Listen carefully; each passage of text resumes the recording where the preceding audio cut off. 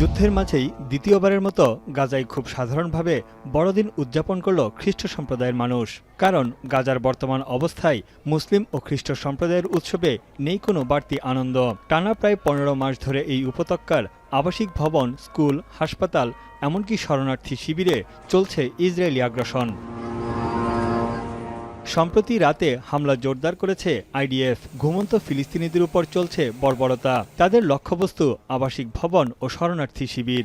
প্রতিদিনই বাড়ছে হতাহত। ইসরায়েলি বাহিনীর বাধার মুখে পড়েছে জরুরি পরিষেবা ও উদ্ধার অভিযান। নুসেইরাত শরণার্থী শিবিরের একটি হাসপাতালে ইসরায়েলি হামলায় প্রাণ হারিয়েছেন ৫ সাংবাদিক। তাদের বহনকারী গণমাধ্যমের গাড়িটি বিমান হামলার শিকার হয়। এখানেই থামছে না নেতানিয়াহুর সরকার। এবার গাজা উপত্যকার নিরাপত্তার পুরোপুরি দায়িত্ব ইসরায়েলের হাতে থাকবে বলে হুঁশিয়ারি দিয়েছেন দেশটির প্রতিরক্ষামন্ত্রী, যেখানে হামাসের কোনো শাসন থাকবে না।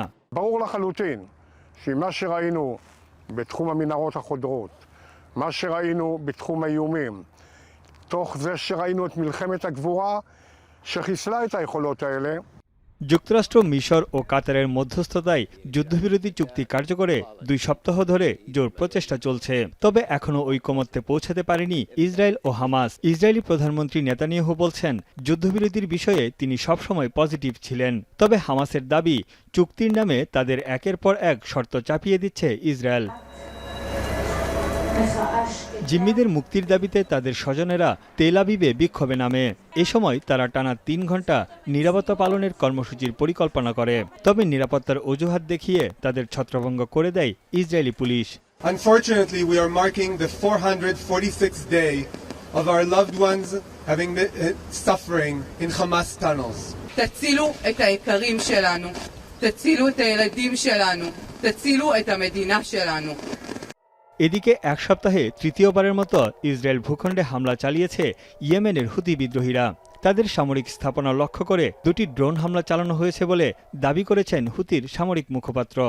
الأولى استهدفت هدفا حيويا حساسا للعدو الإسرائيلي في منطقة يافا المحتلة وذلك بطائرة مسيرة। নরওয়েজিয়ান রিফিউজি কাউন্সিলের সবশেষ তথ্য মতে শুধু নভেম্বর মাসেই গাজায় বাস্তুচ্যুত হয়েছে 2,85,000 ফিলিস্তিনি। এমন অবস্থায় ফিলিস্তিনিদের জন্য মানবিক সহায়তার ট্রাক গাজায় প্রবেশের অনুমতি দিচ্ছে না ইসরায়েলি বাহিনী। তানভীর জানি, এখন বিশ্ব। সানবিট সব দিবে সামাল। সানবিট ম্যাজিক প্রেস ডিশওয়াশিং এর মাথা ঘোরানো সলিউশন।